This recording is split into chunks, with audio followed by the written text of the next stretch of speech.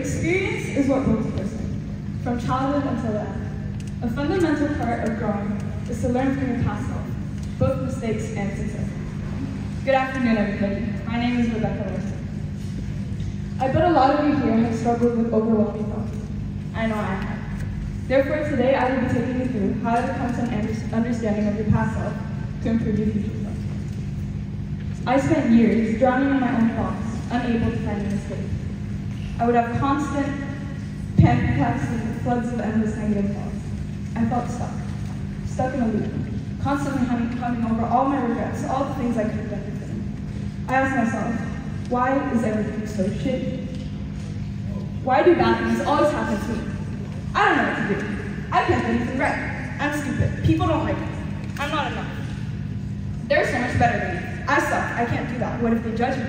Why does nothing ever work out for me? Is it my fault? Am I doing something wrong? I hate myself. I want to disappear. I think there's something wrong with me. Now, I want you to be completely honest. If you've ever told yourself any of these things, I want you to raise your hand.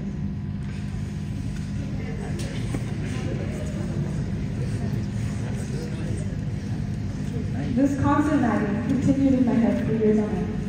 I didn't know what to do. I was lost. When I first started RGSV, I was having a hard time getting situated. I had expected to come to the north for just vacations, my mom's, my family's, my sister.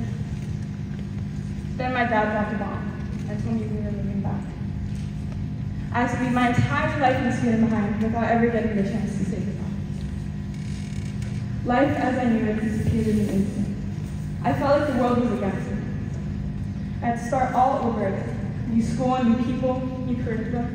The first month of school, I was constantly wearing a mask. I tried to make a good impression, but I was struggling to keep the act up. The mask slowly was fading away through the first month. I felt like a zombie. I walked around with constant looping thoughts of regret, with no one I could talk to. I would break down when no one was watching. Everything felt wrong. I stopped doing the things I enjoyed. I couldn't sleep properly. I looked at myself in the mirror and I couldn't recognize myself. That's when I knew I needed to take action. I didn't know what was causing all these feelings until I took a step back and reflected. I saw patterns. I learned how to navigate my own thoughts. I knew if I kept letting myself get swallowed by these black holes of emotion, I could never become the person I wished to be. I started writing down my thoughts. I let myself feel, both the good and the bad. My panic attacks slowly got less and less frequent. I started feeling more and more like myself, and I finally allowed myself to start accepting for life how it is, in the present. The biggest struggle is always moving past things, moving past the feelings that keep us in the past. People tend to avoid negative feelings, therefore they kind of just stay lingering. Things are things that you need to take time on. Like work, the more you push it away, the more stress it accumulates. It's like a cup that goes closer and closer to the rim until it overflows. It's important to acknowledge feelings, because they're always there, all throughout your existence. Although negative emotions suck, they do help you experience happiness. Without the negative feelings, the good ones wouldn't feel good. Imagine life without being able to feel all the beautiful moments. Listening to music wouldn't make you want to dance. The A you got on your math list, it wouldn't matter. Finishing a book wouldn't give you that amazing rush of mixed emotions. Overcoming a fear and stepping out of your comfort zone wouldn't feel like an achievement. This is why when people fall into states of constant negativity, life loses its spark. Our feelings are part of who we are. And by recognizing them, we leave space for ourselves to begin to understand. I like to think that people can only know you as deeply as you know yourself. Knowing yourself frees you from the devil whispering things in your ear. It frees you from the expectations of others and allows you to be your true, authentic self. Understanding your emotions helps you build better relationships with both yourself and with others. Having that confidence in who you are gives you the ability to step out of your comfort zone. And being secure where you are now is the first step to achieving something new. That's when you need to take action. To have change, you have to want it. You have to commit to it. You have to be willing to take risks. You have to pick yourself apart and find your values, strengths, and passions. Do your actions speak against your values? Do you value kindness, yet you judge other people? Do you make direct assumptions upon meeting people for the first time? Do you talk behind people's backs? Do you point out others' imperfections? Words are more powerful than we think. You never know what someone else is going through. Think before you speak. Think about the consequences of your words and actions. Not only the consequences for yourself, but also the consequences for others. Small comments can impact people in ways you can't imagine. The things you say and do will always come back to you one way or another.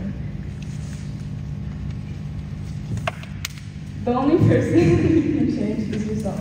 You can't change other people. That's why knowing your strengths and what you want in life is extremely important. What don't you like about yourself? What do you want to improve about yourself? What are your bad habits? Do you feel accomplished? What are your passions? What makes you smile? What inspires you? What's your biggest dream? Practicing journaling, asking yourself questions, and digging deeper into your mind can bring out parts of you didn't know existed. Now, I want you all to close your eyes and take a moment and come up with one thing you want to change or get better at.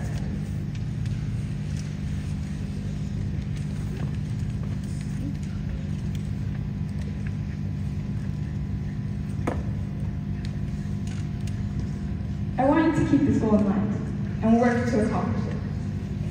Having goals is a good way to focus on things that are in front of you. They help you to direct you down the path you want to go. They create a vision of what you want your life to be. I want to be successful. What steps do you have to take to achieve that? Making short-term goals that help you achieve your long-term goals is extremely important. You have to turn these goals into habits. What are the things holding you back from achieving this goal? Are you willing to commit and implement change to achieve it? Now, the choice is up to you. Because remember, the only thing holding you back is you. Thank you.